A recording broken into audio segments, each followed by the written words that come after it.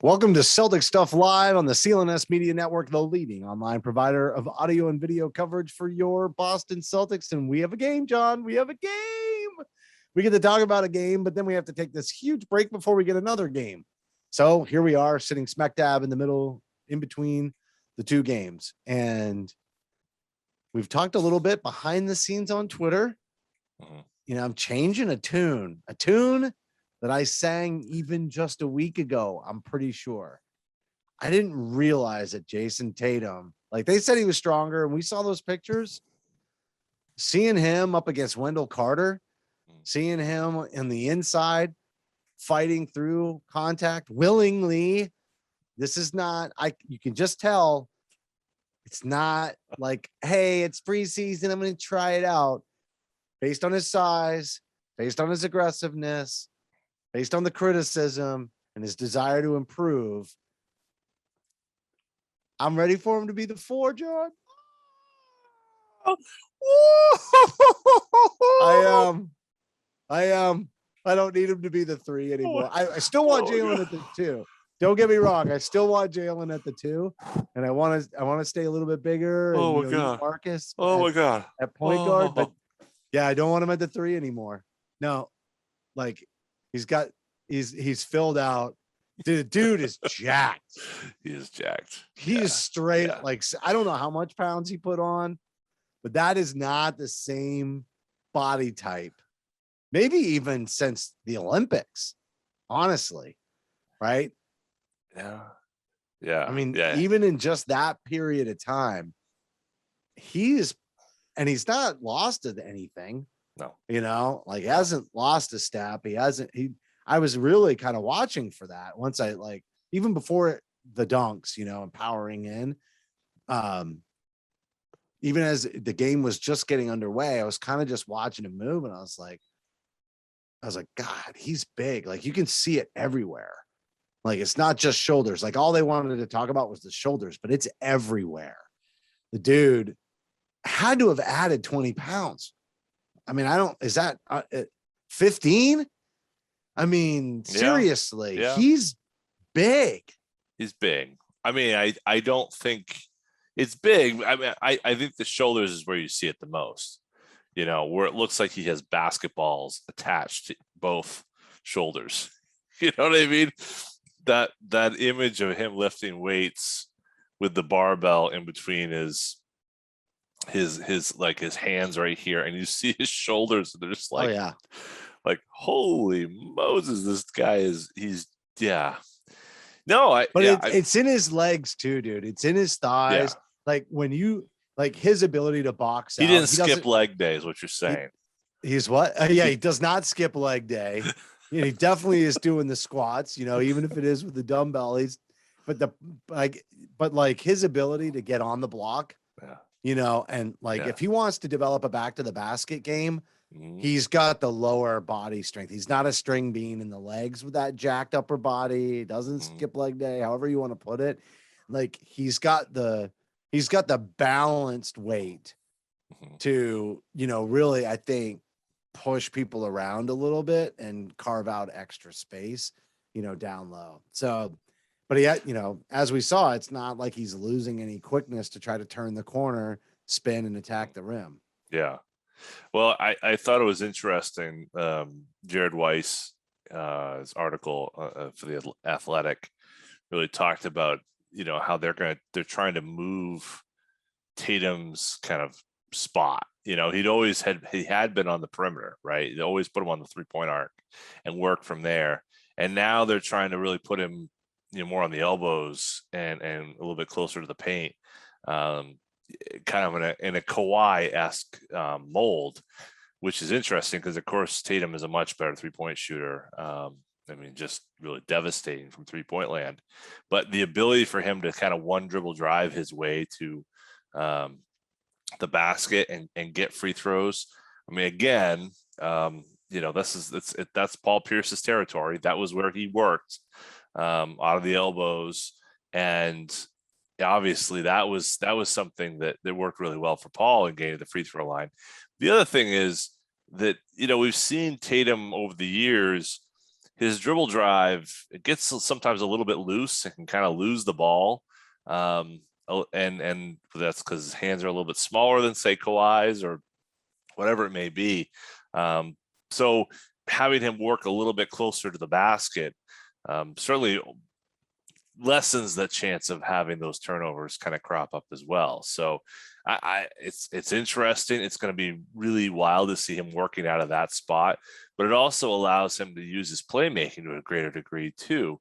That's something that the biggest frustration for the Celtics offense that I've had over the last several years is that it's so perimeter based. Yeah. And their inability to kind of drive or create rolling lanes to the basket with their bigs, or there's no way to work the ball around. in and out. We're already they on the never elbow. go in and out, right? It's just around Right. and around and around. And he can find cutters. He can dish to the corner now.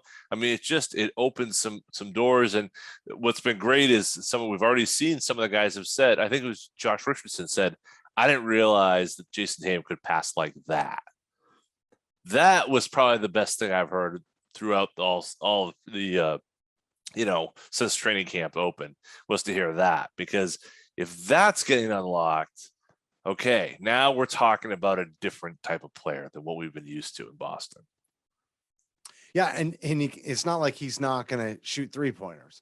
He's right. It's just the ball's going to move so that he can leak back out beyond the arc and find a defender who's not able to get position. I mean, if you're going to defend Jayson Tatum, you kind of want him just dribbling out there and moving into that step back. I mean, you don't really want it because he's exceptionally good at hitting that, but at least you're not going to get kind of beat, right? You can defend that in a predictable manner. Sometimes you can swing a double, and the Celtics have not shown an ability to make anybody pay for scheming against it. Right. Doesn't mean they're always effective because he's incredibly talented, but they definitely, it's the easiest thing for them to scheme because there's really no counterpunch. And so this changes that game. Even as we're talking about, the physique changes, we're going to go to Brown, but Grant Williams is going to get the real award. As big and strong, as Tatum got, Grant Williams deserves a lot for hiring the chef, getting the work done. But Brown is also, I don't know if he's really quicker. Like everybody's like, oh, he's quicker. I don't know if he is quicker or not. But for a guy that was already strong and quite springy, I mean, the dude can jump. Taking a few pounds off, I'm expecting many more alley-oops. And I love seeing it was Tatum that fed him that one, right? Didn't he feed Brown for an oop? In that first game, like that was really nice to see. And I feel like during stretches, they still got work to do. I mean, they do, but that was the first game and it was fun to watch, but they still have some work to do. And it's around making consistency around keeping the ball moving. They're still finding that dead spot where they're not doing it as well. But when they were doing it well, the decision-making was super fast, right? Things like that alley-oop. And that was great to see. And they have so many different looks.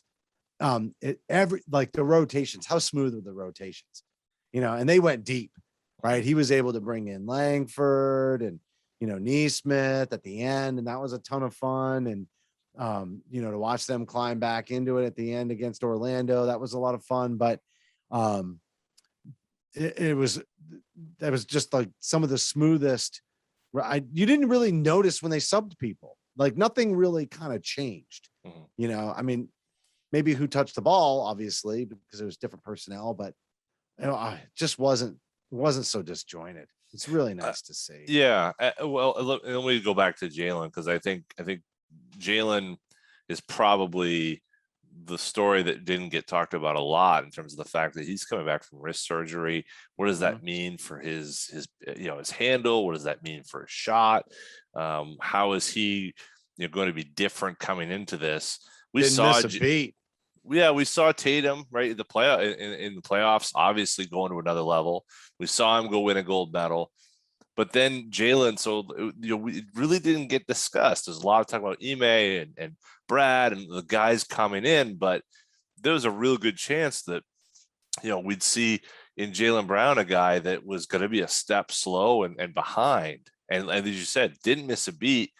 Really, not only didn't miss a beat, was hot as hell starting off. I mean, he had I think 18, 20 out of the first 21 points or something like that. I mean, he was unbelievable.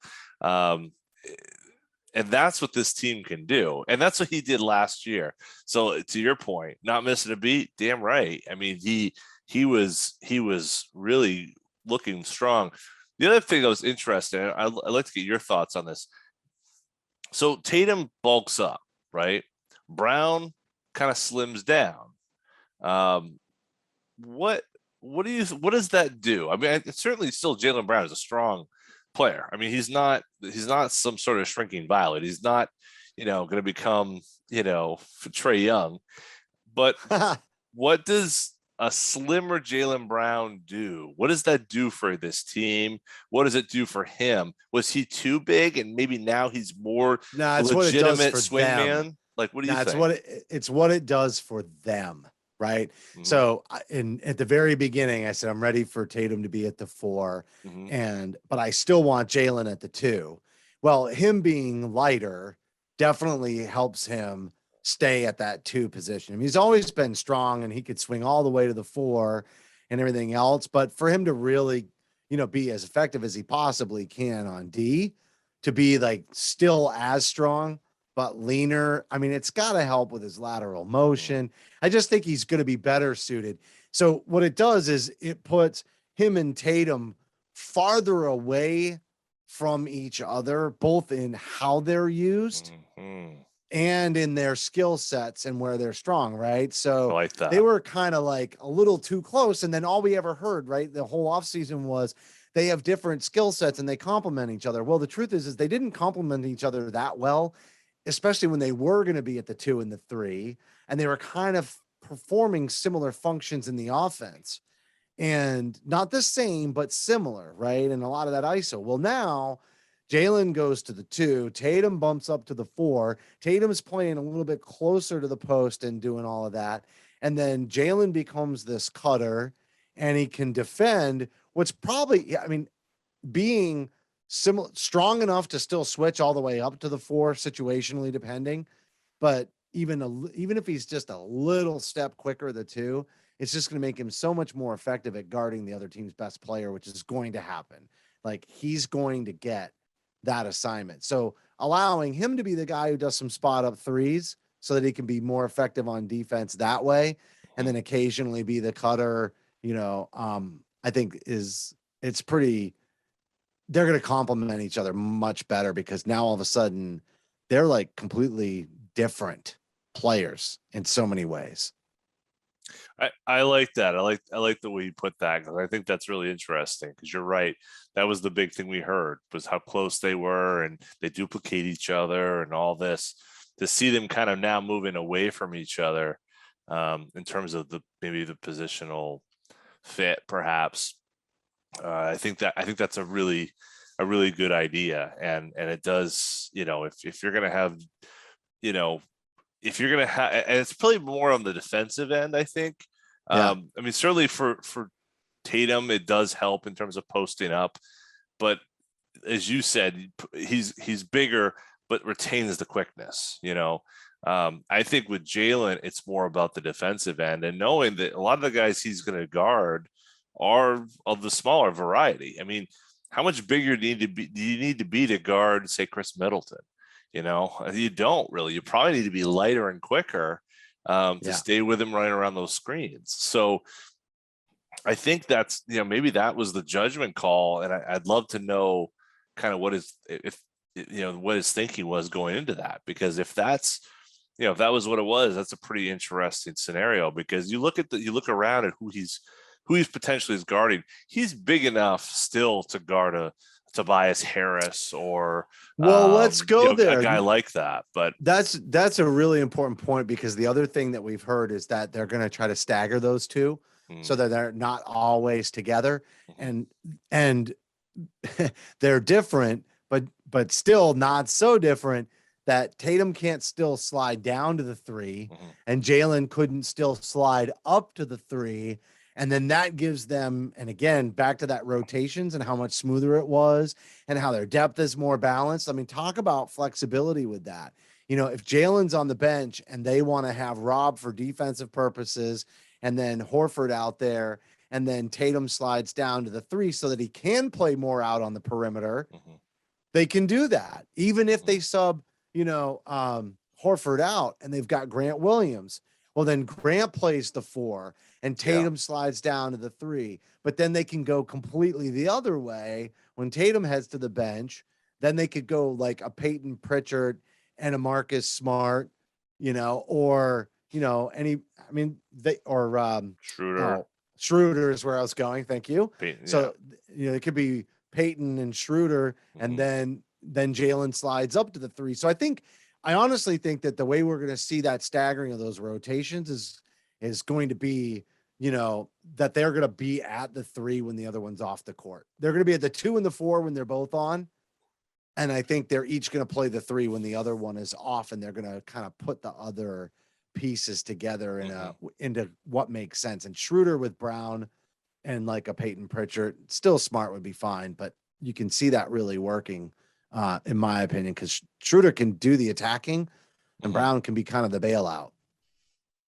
Yeah, I see that. To close the thread on the power forward piece and kind of talking about what we were talking about behind the scenes here in DMs. When Byron, I really told you that I was finally okay with him going to the 4. Yeah, we got to give our man some props for hitting us up today. Yes, thank you, Byron. Byron Solomon, good man out there. Byron Solomon's Hood, at Byron Solomon's Hood, or at B Solomon's Hood, I guess. My mistake. Let's close the loop with the 4 position, because we talked, through that conversation, we talked a little bit about where Grant Williams fits, and Grant kind of doing the same thing as Jaylen, slimming down. And I think while he didn't get a ton of playing time, and certainly not with the starters, because we talked about how deep the team is, the slim down Grant, and there's a lot of people who dislike the Grant Williams experience, and I understand from last year why that would be. But on the other side of things, and from the side that I look at, if he's an effective piece here in Boston, he just adds so much more versatility to this team moving forward, that you really, I don't want to say you need to hit on him, but if he becomes a competent, reliable NBA player, the amount of flexibility that you have as a team, whether he plays 5, he plays 4, he's switchable and able to do those things. That is probably, I'm not saying that's the most important thing on the roster.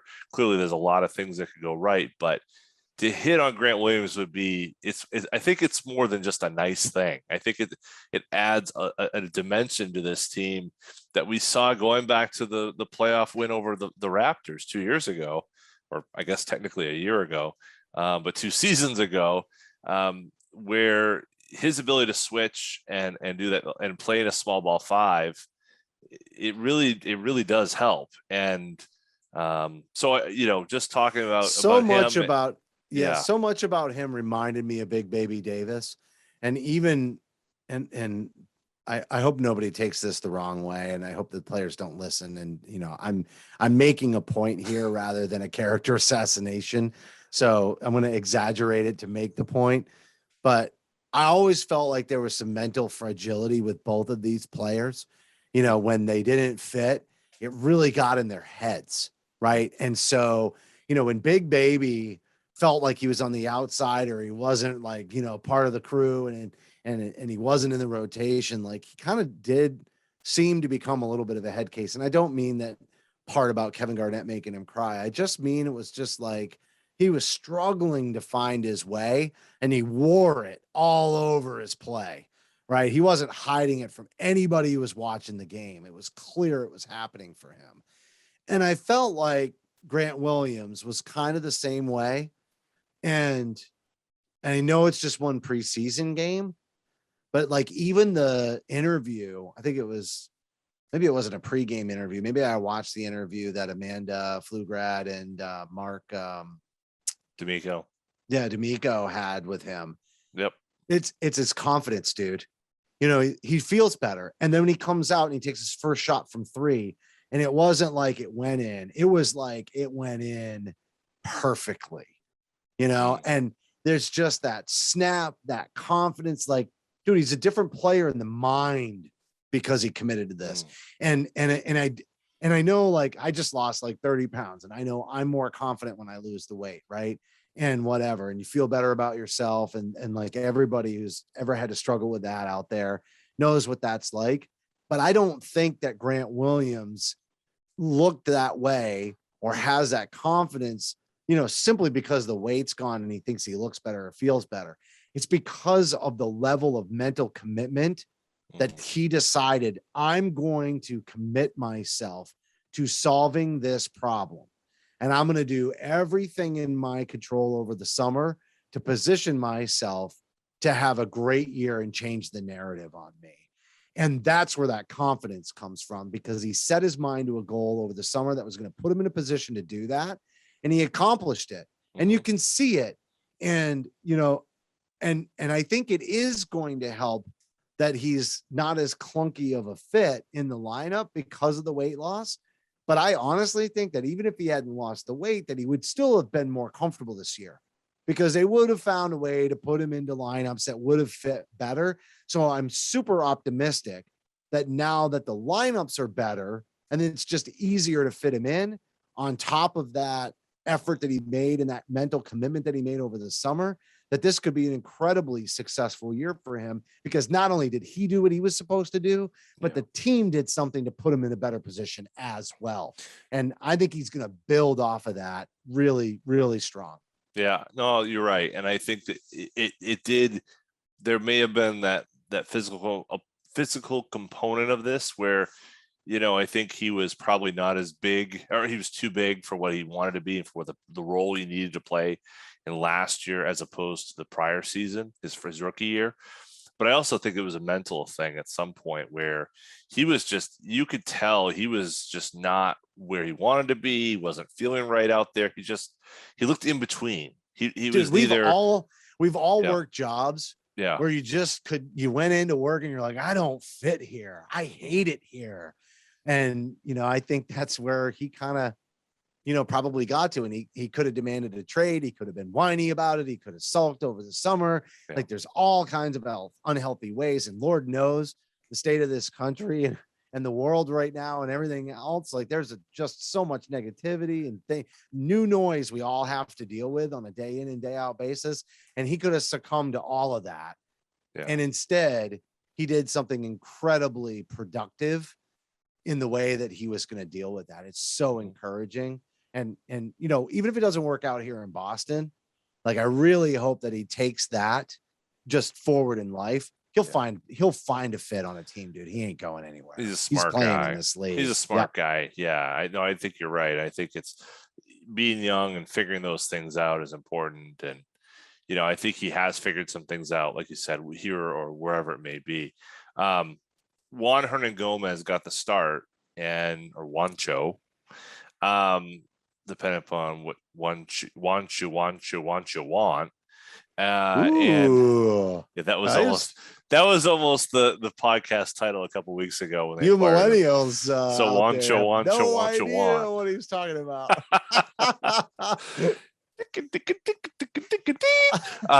Anyway, so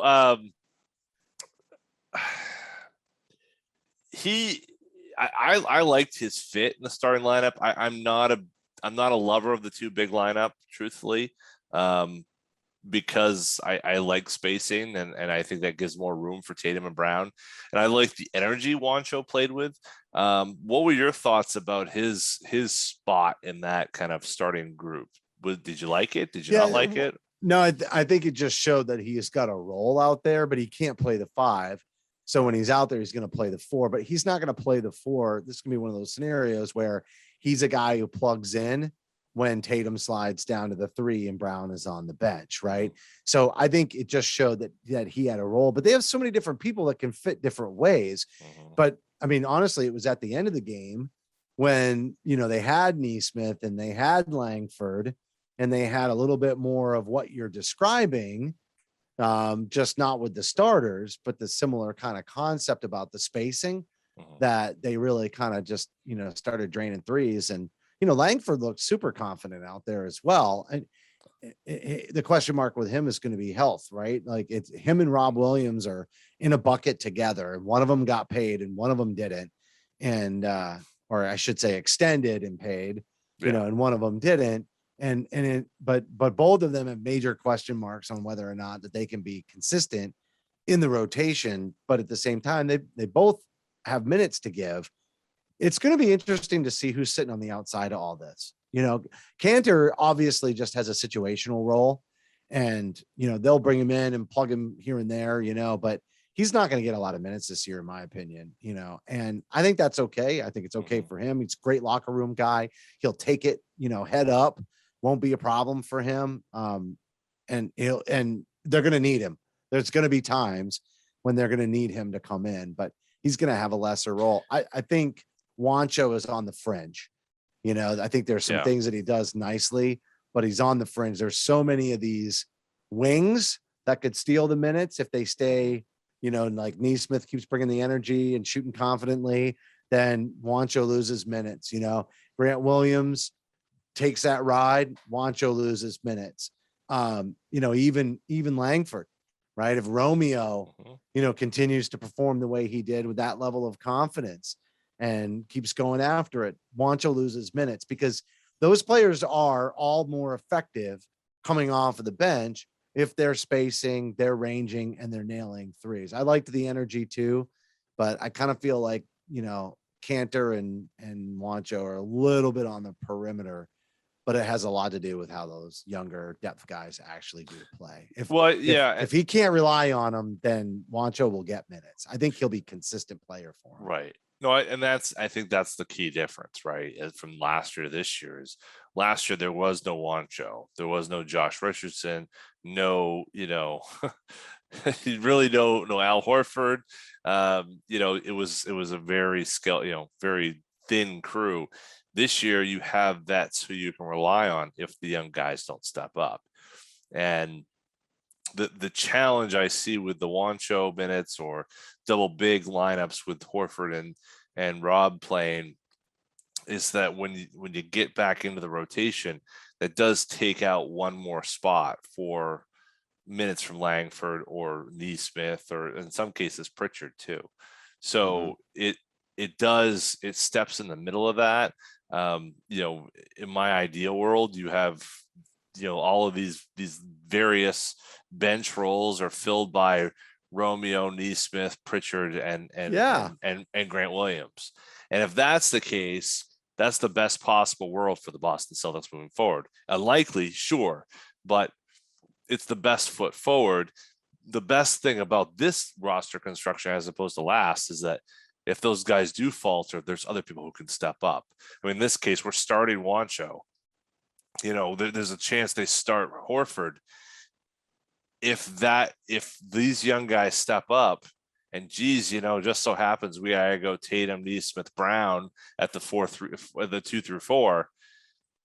There's a lot of worse things in the world than that's happening, because that's forced, Ime's hand in that, look, you can't keep these guys off the court. And that's the problem you want to have as a coach. And I think the problem that the Celtics fans should be rooting for that Ime does have.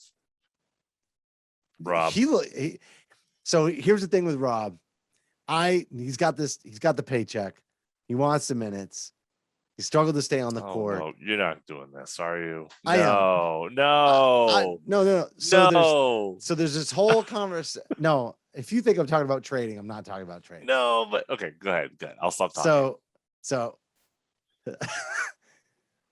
but he had a rough start. Here's my concern. I feel like there's a little bit of a focus, whether it's coming from the team or in Rob's mind or not. It is a legitimate adjustment to make, right? He's kind of been one of those players that's like balls out, right? And we love that in Boston. We love that about him, and he's so talented. And it's really when he plays balls out that he has like this enormous impact on the court. And I feel like it's also how he gets hurt. And so somebody, whether it's him, people, his handlers, his trainers, maybe it's the team. There's an opportunity here. One game is a very ridiculous sample size to say that this is what it is. But I am a little concerned that it's going to be in Rob's head to dial it back and try to figure out the tempo and the pace so that he can stay healthy and kind of manage. Like you hear LeBron, all the greats talk about this, like how to turn it on and turn it off and still have an impact, but maintain your health, but not give the fans what they deserve in the game, and like really striking that balance. And I'm a little concerned that not only would it result in an adjustment year in a way for him, but I'm also concerned that, you know, it might limit his effectiveness for a while.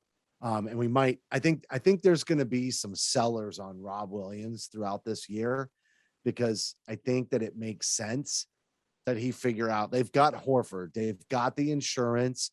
He should not feel pressure to continue to balls out and then miss 30 games and not be able to play and not be ready for the postseason.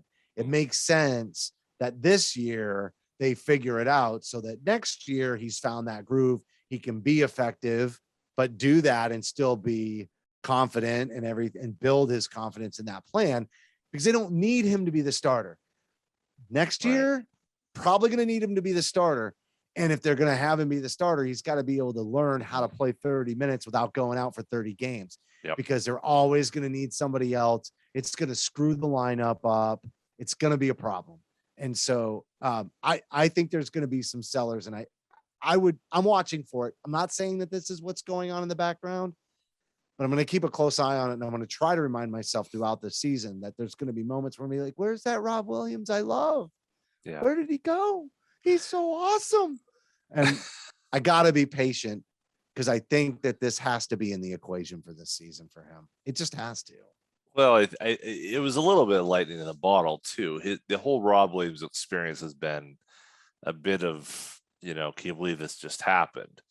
And the fact that it would be sustainable or is sustainable is, you know, I mean, I still think that's still up in the air. He has not been, he has been a consistently good performer when he has played, but his ability to consistently be a player who they can count on, that's been a little bit more of a challenge. And I think that's probably a good place for him to focus, frankly, now that he is going to make a sizable amount of money with this extension that kicks in next season, not this season, but next season.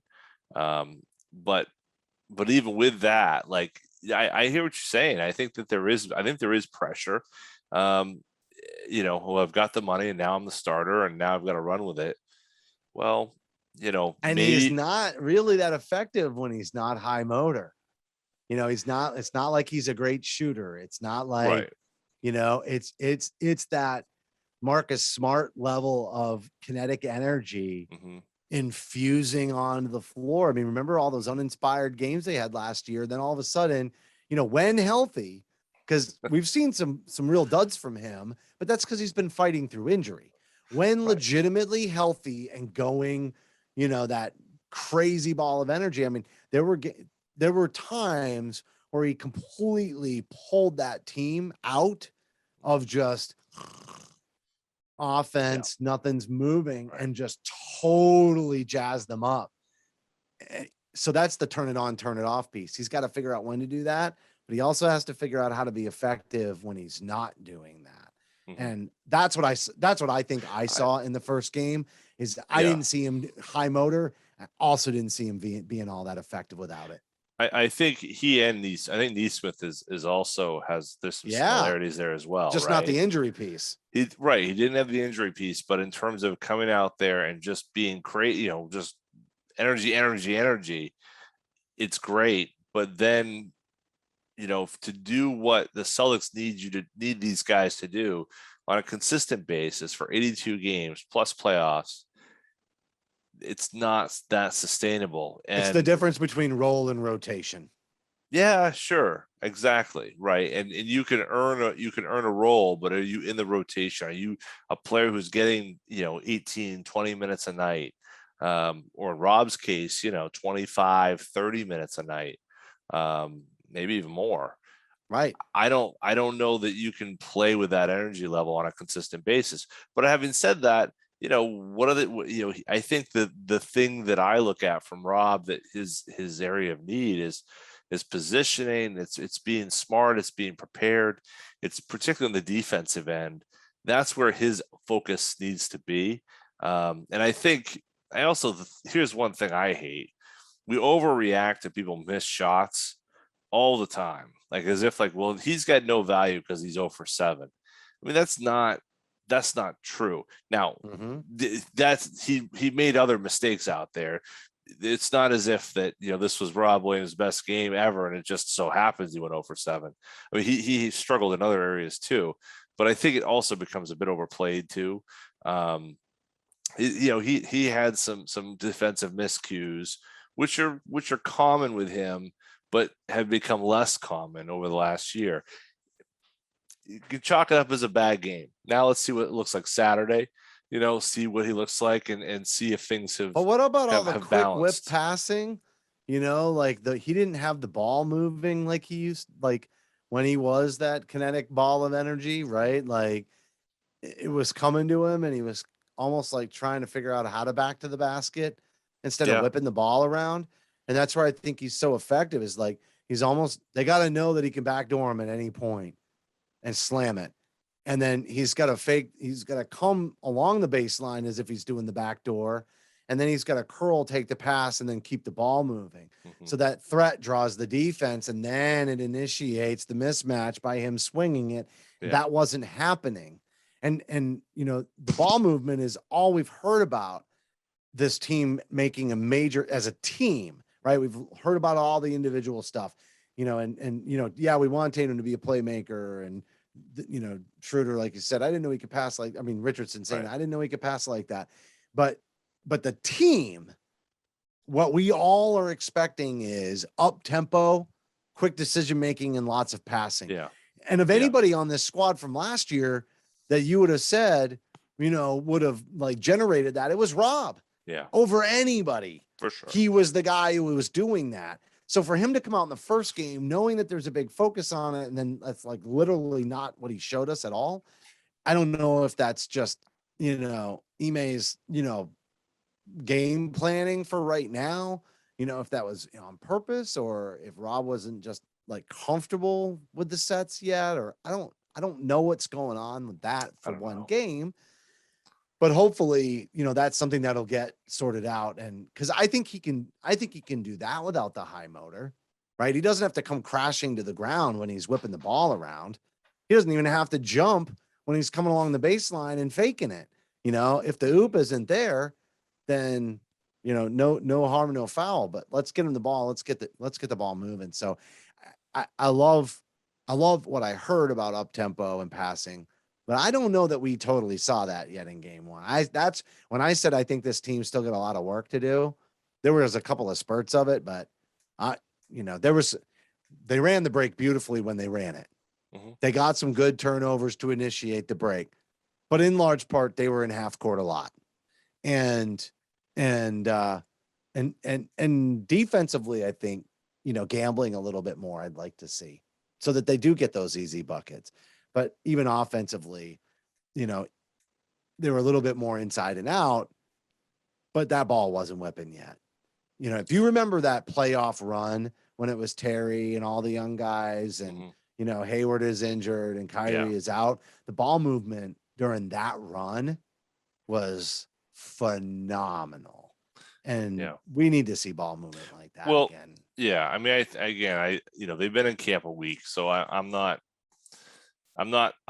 losing hope yet. No, it's over. And I know that's not what You're you're in Boston, saying, dude. Come but on, we're in Boston. It's over. he's I think that there were attempts there. You always see attempts. You always see Yeah. the first in the preseason, even the first couple of weeks of the season, you'll see attempts of trying to change the chemistry or the makeup of the DNA of what the team wants. We're going to run faster. We're going to do this. Get back to me at the end of November. Are they doing it consistently? Are they not doing it consistently? And I think the defense probably was the bigger concern in terms of scheme wise. I think the defense, a bad Orlando team, really kind of running roughshod. I mean, Cole Anthony was just lighting them up. Suggs lighting them up. Like, that's a bigger concern to me than even the offensive woes of and missing shots. I mean, that's the other thing. They're missing shots. To me, it looked like that's points towards not going with the double big lineup, though, too. Yeah, but I also think it's part of them trying to feel their way through it too. Like, what are we doing? What's our job? Okay, I got to do this. I got to do that. Like, it just felt a little disjointed at times, which said to me, like, okay, they're still in the process of trying to integrate these things that they're trying to start. So the disjointedness of the defense, and the offense, ask you, that's where I'm pointed to. Do you think this is in their nature or not? Because that's really what I was getting at. How much do they have to fight to achieve that? Because there was a part of me, which is why I referenced that playoff run with the younger guys, where I felt like it was in their nature. And then, like, they're coming out and there's a big emphasis on this, and it's a preseason game and it doesn't matter. And I feel like they're almost struggling to find it, right? Like, I'd rather see the turnovers. That's what preseason's for. So commit to the ball movement, because that's your nature, and that's going to be the team identity. And if there's a ton of turnovers and it's sloppy, well, so be it. That's what it takes in the preseason, is, like you said, trying. But I didn't see the trying. I'd take the turnovers and a huge loss if they were getting through, not, telegraphing and not being as crisp as they need to be. But I didn't think we saw that. So that's a flag. It's not over, but that's a flag for me, knowing that if that's the emphasis, then why didn't we see a consistent effort on it, even if it didn't look good? Yeah, I don't know. Let's see what happens Saturday. I'm ready to, take Saturday's game and take the third game and kind of say, okay, they've figured it out. They're starting to figure it out. I mean, this is new schemes. This is new coaching. I mean, this is the first time we've seen this since Doc was here. I mean, that feels like forever ago, right? And 2013, that's the last time we went through such an overhaul of how this team operates. So, and what was it before that? Did Doc come in 06 for the 06-07? 05 was his. So we've had two coaches in almost 04. Right, it was 04. Let's see. Yeah, I think it was 04, because I have to go back and look. Yeah, because the Banks draft, yes, it's 04, because he started 04-05. So 3 years before the trade. The year they brought Kevin Garnett, that was year 3. Right. For Doc. So 04, 05, 05, 06, 06, 07. No, that was his fourth year. 07, 08 was his fourth year. Yeah. Right. Yeah. So I so seriously, like, almost 20 years. We've only had 2 coaches. Yeah. Right. That's insane. So, you kind of look at that and say, okay, well, Jesus, don't wonder. This is going to take some time. The thing is, Orlando's also has a new coach. There's a lot of teams with new coaches right now. Mm-hmm. So that's not necessarily an excuse. Of course. But I think, well, it's not the regular season. So let's go there then. And then we'll kind of wrap on this. And I have one little nugget here from a listener, but so if we I kind of don't care about the seed so much as I care about growth over the course of the season, because I feel like if they're finishing strong, it doesn't really matter where they land. You're just only going to go so far as the team ceiling anyway. You're going to have to beat all those teams you're going to meet in the postseason. Matchups help a little bit, might help you, get through some rough patches, if there's some clunkiness, weariness getting started in the postseason and whatever. So how many games into this year? And I know traditionally they say about 20, landing right around Christmas break and all that. But do you think that holds, or are you going to kind of look more out to the All-Star break and be like, okay, how does this team play heading into the All-Star break? Not after the rest coming out of it. Because that's what I'm thinking. How do they finish going into the All-Star break? Because if this is like that mental grind, like I was just talking about, and it's not their nature and they're fighting it and fighting it and fighting to find it and the consistency, and then they just kind of like wilt exhaustedly into, the All-Star break, I think that'll tell us a lot about where they're at and what they have got left for the finish. Whereas if they're kind of going in there and they're having some fun and they're kind of at the, fringe at the bottom of the playoff picture, but they're kind of finding their way and they're getting energized and then they get a break and then they come back out. So for me, I'm actually going to wait until All-Star break before I decide where this team's at. I mean, I think it requires a different level of patience. That's fair. No, I think that's really fair. I would agree that more patience than usual would be a good idea. I think that it's I think